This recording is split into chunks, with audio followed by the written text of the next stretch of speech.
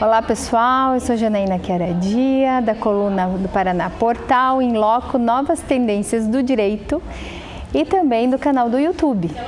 Hoje, nas vésperas de nós concretizarmos pelo menos a primeira parte da campanha eleitoral, eu venho aqui visitar um grande amigo, que ele é conhecedor da matéria, tem assim muita vivência, não só fática, mas também doutrinária. É um grande professor, escritor, vocês vão conhecer um pouquinho dele. Tudo bem, Rogério? Tudo bom, Janaína. Eu e a Janaína, nós temos uma ligação muito grande, familiar. Sim. Que o marido dela é filho de uma grande amiga da minha esposa e minha também. Sim. Conheci ele de criança, peguei ele no colo, ele e os dois irmãos dele. Verdade. É uma relação muito bacana que eu tenho com a família da Janaína. Sim. E falando um pouquinho de mim, Sim. Vou me apresentar. Isso mesmo, Rogério. Por favor, eles querem te conhecer um pouco mais. Eu sou mestre em Direitos Fundamentais e Democracia. Eu sou professor de Direito Eleitoral, Constitucional, Administrativo, Ciência Política, Direito Internacional e Direito Militar na Unidom Bosco e na Uninter. E dou aula em alguns cursos de pós-graduação, faço parte da Comissão de Direito Internacional da OAB, também faço parte fiz parte de algumas comissões para concurso para a magistratura. Sim. Tenho 10 livros publicados. Só. Tá? Desde 2012 eu faço parte de uma comissão, aliás, eu sou coautor junto com o Dom Mário Spack, o bispo de Paranavaí, juntamente com o Zaqueu Bobato, que é professor da Unicentro, professor doutor. Nós elaboramos a Cartilha de Orientação Política para o Eleitor Católico, que neste ano foi editada com a tiragem de 1 milhão de exemplares. Que legal, que legal. Então, e também sou servidor da Justiça Eleitoral do Paraná, editor da revista Paraná Eleitoral, que é editada pela Escola Judiciária Eleitoral do Paraná, uma revista que está hoje com 63 anos, referência no direito eleitoral. Legal. E também faço parte da Academia de Letras e Artes do Centro-Sul do Paraná. Isso que é legal, o Rogério Born, porque a gente só se trata como Rogério, acaba não apresentando com esse vasto currículo dele, ele deu um suprassumo para nós. Mas o interessante é agregar a vida profissional com a academia, com os estudos, por isso que eu falei muito da vivência dele. Quando se pensou em falar dentro da coluna, dentro do canal do YouTube, a respeito de processo eleitoral, nada melhor do que alguém que vive isso e não só vive, estuda, se dedica, gosta do que faz. Então, Rogério, bola da vez é para você. Dentro do processo eleitoral, às vésperas de concretizarmos a primeira fase das eleições, não estou dizendo que vai ter a segunda, mas pelo menos já é a primeira. Não sabemos ainda ao certo o que vai acontecer. Quais são as tuas principais considerações para a gente iniciar esse bate-papo? Nós vamos falar um pouquinho sobre os perigos que estão havendo na eleição. Nas eleições presidenciais deste ano, não tem tanto isso nas eleições para o governo, ou para deputado federal, ou para senador. É mais na eleição presidencial. Os dois problemas que nós temos hoje. Primeiro é o ódio.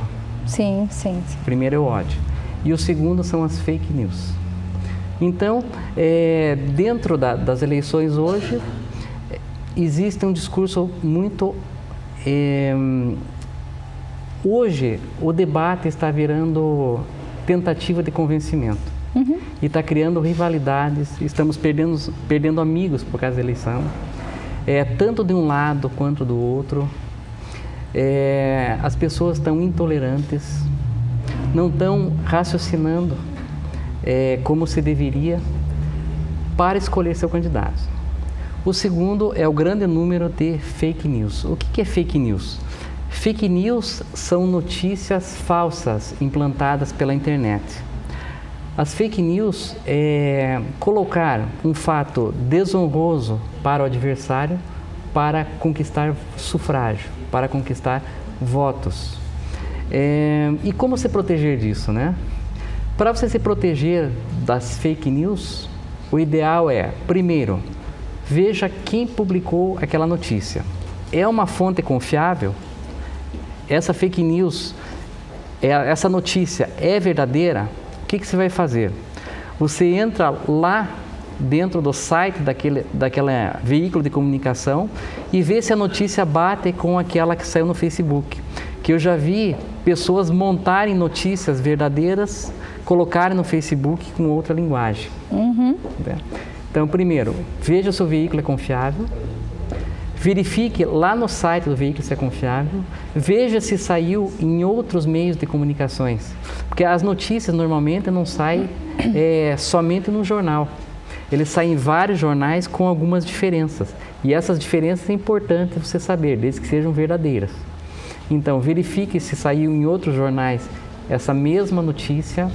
Verifique a foto, se a foto tem a ver com o contexto. Sim. Que às vezes você coloca uma notícia com uma foto de outro contexto que dá outra conotação, ou a foto é montada. Até porque tem que se cuidar que muitas vezes o que acontece? Se você só coloca uma frase, já em Facebook, Instagram, enfim, né, redes sociais, já gera assim vários comentários desnecessários, como bem falou o Rogério.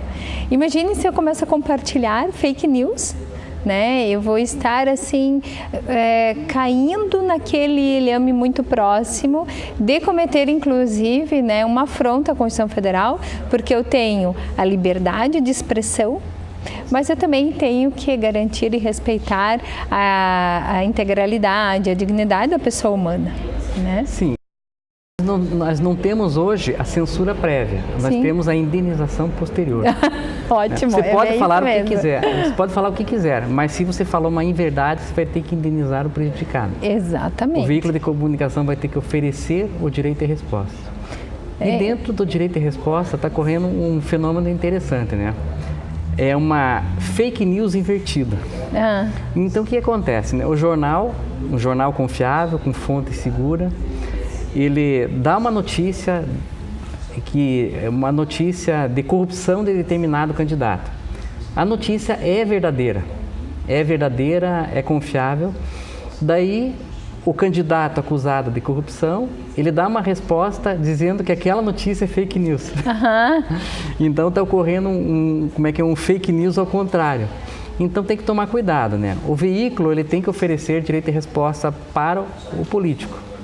Só que o político também ele pode oferecer resposta nos meios de comunicação dele. Sim. Mas ele não pode dizer que aquilo é fake news, que é notícia verdadeira. Então é muito simplista a resposta, né?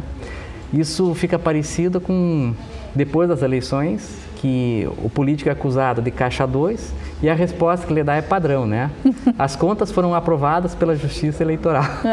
Exato. E o fato das contas serem aprovadas pela Justiça Eleitoral não impede a reabertura dessas contas. Porque a análise que a Justiça Eleitoral faz é uma análise contábil. Ela não tem como detectar fraude. Sim. Que ninguém vai apresentar documento estampadamente fraudulento. E quando há uma denúncia, a Justiça Eleitoral desarquiva. Se aquilo caracterizar o abuso do poder econômico, é feita uma nova ação para que esse político seja declarado inelegível e sofra as penas da lei. Então, é muito interessante aquelas respostas padrão. Nesta semana eu recebi milhares de WhatsApp de amigos perguntando uma fake que eles receberam, né? Dizia assim que se você votar para presidente e anular todos os outros votos, anula também de presidente. Sim, eu também recebi, e de um jornal, na realidade. Lembro que a gente até conversou sobre isso ontem, de um jornal que a princípio para mim era confiável. Mas não... E não se sabe se veio do jornal mesmo, né? Exatamente, né? E essa notícia diz que foi um instrutor de mesário que falou isso, né? O instrutor de mesário, ele não fala, ele ensina você a montar a urna, apurar o boletim de urna, o caderno de votação, ele não vai falar isso. Né? E o próprio Tribunal Regional Eleitoral do Paraná, você pode acessar no site do tribunal, que está lá uma explicação. O tribunal acabou se obrigando a fazer uma nota dizendo que aquilo era uma fake news. Olha só. Então, de tanto questionamento que veio para o tribunal. E outra coisa que eu achei bem interessante, bem importante, quando nós conversávamos anteriormente, é a questão de divulgação de Ibope. né, Rogério? Como que está funcionando isso hoje? Vamos aproveitar as pesquisas e dar uma orientação para o eleitor. Isso mesmo. Hoje, você divulgar uma pesquisa não registrada na Justiça Eleitoral, sujeita quem divulgar essa notícia a uma multa de R$52 mil a cada veiculação. Nós tivemos na eleição de 4 anos atrás, um blogueiro famoso aqui do Paraná, que estava mal orientado, não estava mal intencionado, ele divulgou assim que fulano de tal está na frente segundo as pesquisas. Se viram que ele não colocou percentual, ele foi multado, ele divulgou 4 dias, ele foi multado R$52 mil, que é multa mínima por dia, então ele teve uma multa de R$200 mil. E você que tem um Facebook, se você replicar essa pesquisa, você está sujeito a essa multa de R$52 mil. Qualquer pessoa que divulga uma pesquisa não registrada na Justiça Eleitoral está sujeita a essa multa. Não registrada não quer dizer fraudulenta. Por exemplo, se uma pesquisa que foi feita tudo certinho dentro das regras de estatística, mas não foi registrada, ela é irregular, independente de ter intenção fraudulenta. E as pesquisas têm aquele detalhe, né? Você não é obrigado a votar em quem está ganhando. Né? Não é obrigado. Daí você diz, mas aquele candidato é bom, mas ele não vai ganhar. Mas vote nele, você vai incentivar ele a continuar concorrendo e lá para frente talvez aquele candidato bom, honesto, consiga entrar. Você não desmotiva um futuro bom candidato, que nenhum candidato começou ganhando. Sim. É difícil. Então, se você confia naquele candidato que na pesquisa está mal, vote nele, não deixe de votar. Não mude sua opinião. Às vezes, quando você recebe crianças aqui no tribunal, que legal. A gente tenta dar aquela ideia de pesquisa para as crianças. E o que eu pergunto para as crianças, né? Eu peço para levantarem a mão, eu pergunto, quem que é do Coxa? Eles levantam a mão. Quem que é do Atlético? Levanta a mão. Daí, quem que é do Paraná? A Paraná tem menor torcida, então são poucos, né? Daí eu pergunto para aquelas crianças do Paraná, vocês viram que a maioria é do Atlético e do Curitiba. Vocês trocariam o time de vocês por causa disso, né? Eu disse, não, eu não troco. Na política é a mesma coisa. No voto é a mesma coisa. Você vai votar para aquela pessoa que você confia, para aquela pessoa que você acha que vai fazer um bom governo. Então, nas crianças, eu tento fazer essa analogia. Legal. Para eles terem uma ideia do que é um processo eleitoral. Já para iniciar, né, com a conscientização, que é o que a gente está promovendo, mas quando chega a época eleitoral, nós verificamos essas circunstâncias diferenciadas. Outra coisa, Rogério, que me perguntam muito, qual que é e se há diferença entre votos brancos e votos nulos? Existe uma diferença teórica. Na prática, não tem efeito nenhum. O voto branco é aquele voto... O voto branco, o eleitor sabe votar, mas ele não tem candidato ou não quer escolher um candidato. E no Brasil, você é obrigado a se manifestar. Não é obrigado a escolher um candidato. Então, o eleitor, ele sabe votar, mas ele não tem candidato. Ou não quer votar, mas quer cumprir sua obrigação eleitoral, ele vai na urna, aperta a tecla branco e confirma. Vocês vão notar que a urna ela tem tecla branco e não tem a tecla nulo. Sim. O voto nulo é diferente. O eleitor tem candidato, quer votar, mas não sabe votar. Então ele digita um número que não existe e confirma. E nesse caso, o eleitor que vota, na verdade ele não vota nulo, ele não vota, né? Não existe a tecla nulo porque é um erro. E um erro é inconsciente, né? Se tivesse uma tecla, se está consciente que estava errando. Sim. Então não teria sentido essa tecla nulo. Nem o voto branco, nem o voto nulo vai para ninguém. Não é contado o voto. Outra fake news, né? É outra fake news, outro mito, que há muitos anos se prega isso. Sim, né? sim. Por quê? Porque a Constituição ela fala que apurar-se-á o total de votos, descontados os brancos e os nulos. Então, votos válidos é o total de voto, descontados os brancos e os nulos. Então, nem o voto branco, nem o voto nulo conta para ninguém. E por que existe esse tabu? Porque lá no Código Eleitoral, lá da década de 30, não contava-se os votos brancos, então descontava-se só os nulos. Mas ficou na cultura do povo. Você vê que essa cultura transmitiu para neto, bisneto, tataraneto. Eu sempre ouvi falar nisso, até a gente começar a estudar o direito. Outro mito que existe diz que se mais da metade dos eleitores anularem este voto, far-se-á nova eleição. Como eu falei, é um mito. Sim. O que ocorre? Se você for ler só o artigo 224 do Código Eleitoral, ele realmente fala isso. Mas quem é da área do direito sabe que você deve interpretar junto com o conjunto da norma e com a Constituição. E diante disso, o que vai ocorrer, né? O que fala o artigo não é isso. O artigo diz o seguinte: são votos anulados dados a candidatos inelegíveis. Então, em termos práticos, existe um candidato que ele apresentou o registro de candidatura. Esse registro de candidatura foi impugnado pelo Ministério Público ou pelo partido adversário, alegando que ele é inelegível. Esse processo demora até o final do ano para ser julgado, mas ele tem os direitos políticos dele. Então, você não pode impedir ele de fazer campanha e concorrer se você não sabe se ele vai ser condenado ou absolvido. Então, ele concorre sub júdice, que é o termo correto. Então ele concorre sub júdice e faz a campanha dele sem o julgamento. Depois que passou a eleição, se esse candidato que está concorrendo sub júdice for condenado, é cassado o mandato dele. Aliás, ele é impedido de ser diplomado. Impedido de ser diplomado, a Justiça Eleitoral vai apurar quantos votos ele teve. Se for dado mais de 50%, aliás, mais da metade dos votos para um candidato vencedor que for inelegível, far-se-á nova eleição. Entendi. Caso esse percentual do candidato vencedor inelegível for menor do que a metade, entra o segundo colocado. Só que nem assim funciona mais, né?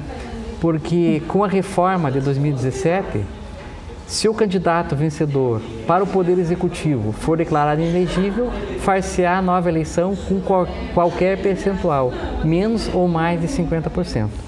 Então, não adianta você anular o voto, que não vai provocar uma nova eleição. Agora você me pergunta se tem uma agora você me pergunta se tem uma cidade que tem 50 mil eleitores, aparece só 1.000 para votar, o que acontece? Apura-se os mil votos sufragados e quem tiver o maior número de votos vence. Então é mais uma fake news. Mais uma né? fake news. Olha aí, ó, mais tem cuidado, pessoal, na hora que vocês forem votar, que forem escolher, além de optarem por aquilo que mais se aproxima dos teus ideais, dos teus princípios, aquele candidato, ainda cuidado com os fake news que o Rogério está trazendo aqui para nós. Rogério, mais uma questão que vem muito à tona. Como que funciona a questão da possibilidade do segundo turno? Então ocorre que quando nenhum dos candidatos conseguir mais da metade dos votos. Por quê? Porque como é um cargo de suma importância, o eleitor tem que ter certeza que é aquele candidato mesmo que ele quer. Então, para que alguém seja presidente da República, ele tem necessariamente que conquistar mais da metade do eleitorado. Entendi. Então, se no primeiro turno ele não conseguir mais da metade do eleitorado, vai o primeiro e o segundo colocado para o segundo turno, porque daí necessariamente você vai atingir mais de 50% dos votos válidos no segundo turno. Então, para ser presidente, governador ou prefeito, obrigatoriamente o candidato tem que conquistar a vontade de mais da metade dos eleitores daquela circunscrição eleitoral. Então pode acontecer nesse caso dessa eleição, presidente ou governador? Presidente e governador nesta eleição. Senador já não tem esse problema. Tá. E agora eu gostaria já de agradecer a participação do Rogério. Eu sei que ele teria, assim, muito mais conteúdo ainda para nos transmitir e vai transmitir em breve, né, Rogério? A gente pode continuar refletindo essas questões políticas, principalmente depois de domingo. Eu gostaria, Rogério, então, que você deixasse uma mensagem bem bacana, bem legal para os eleitores que vão comparecer às urnas no domingo. Bom, a primeira coisa que você deve fazer, primeiro, nas eleições para deputado federal e deputado estadual, você está votando primeiramente no partido. Então, pense primeiro qual é a ideologia do partido que você vai votar. Depois, pense no candidato. Então, essa é a primeira recomendação. Segunda, sempre pense quem será o vice ou quem será o primeiro suplente de senador e o segundo suplente de senador. Pense que no Brasil já tivemos vários vice-presidentes assumindo. E senador, é comum acontecer isso. Nós vamos eleger 2 senadores, né? Porque o senador, normalmente, nos 8 anos de mandato, pouca gente sabe, mas o senador tem 8 anos de mandato. Nesses 8 anos de mandato, normalmente ele assume um cargo de ministro, ele concorre a um cargo de governador 4 anos depois, ou de prefeito de capital. E essa vaga quem vai assumir é o primeiro suplente e às vezes até o segundo suplente. Então, neste caso, veja quem é o primeiro suplente, que o senador certamente, em algum momento do mandato, quem vai assumir vai ser o primeiro suplente. Dica importante, né? Isso é muito importante. Então, nós tivemos no Brasil várias situações dessas. Inclusive, nós estamos enfrentando uma agora, né? Nós estamos com o vice. Sim, exatamente. Então, esse cuidado que deve ter. Mas me pergunta assim, como que eu vou saber quem é o vice-presidente, quem é o primeiro, segundo suplente? Na propaganda eleitoral consta, está bem pequenininho, as pessoas não veem, e na urna eletrônica aparece quem é o presidente, quem é o vice, quem é o primeiro suplente, segundo suplente. O governador também, né? Aparece o vice-governador.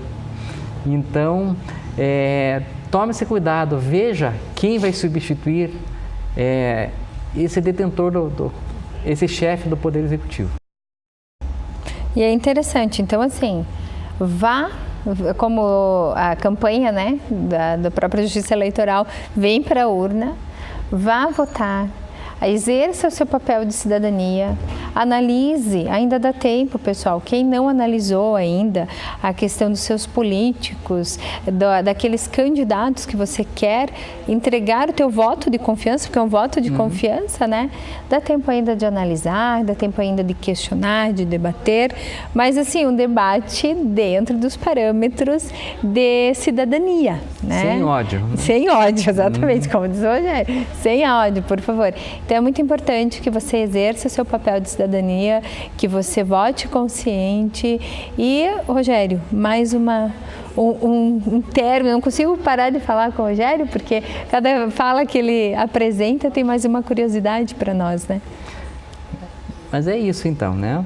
E outra coisa, não deixem de votar. Exatamente. Se empenhe em votar. É claro, se você estiver viajando dentro de uma cidade, dentro do Brasil, você vai lá e justifica em qualquer local de votação. Se você estiver no exterior, tem um aplicativo TCE para você justificar. Mas é importante que você participe. A abstenção já mudou o resultado das eleições. Sim. Nas eleições passadas teve mudança de resultado, por quê? Porque coincidiu com o feriado e o povo foi para a praia. Né? O eleitor foi para a praia, né? Você diz assim, mas o meu voto não vai alterar. Nós temos um município no Paraná chamado Balsa Nova. Sim. E em Balsa Nova, 2 eleições atrás, houve empate. Nossa! Houve empate e o prefeito, que foi reeleito depois, mas depois não houve empate, né? Ele entrou porque ele tinha mais idade. Que o Código Eleitoral diz que quando houver empate, entra o mais idoso. Olha só. Então você pensa que não é possível haver empate? Há possibilidade, é difícil acontecer, mas há empate. Então compareça, se manifeste. E outra coisa, depois da eleição, seja o teu candidato ou não, qualquer um que estiver no poder tem obrigação com você, seja ou não teu eleitor, ele está te representando. Então cobre, fiscalize, sem ódio, mas com debate e controle. Fiscalize esse vencedor das eleições futuras. Muito bem. Rogério, eu quero agradecer a tua participação, né? Sempre é uma grata satisfação falar com o Rogério. A gente sempre aprende muito pela pessoa que ele é, pelo professor, pelo profissional, pelo doutrinador, sempre impulsionando as pessoas para os estudos, para os debates. Isso é muito legal.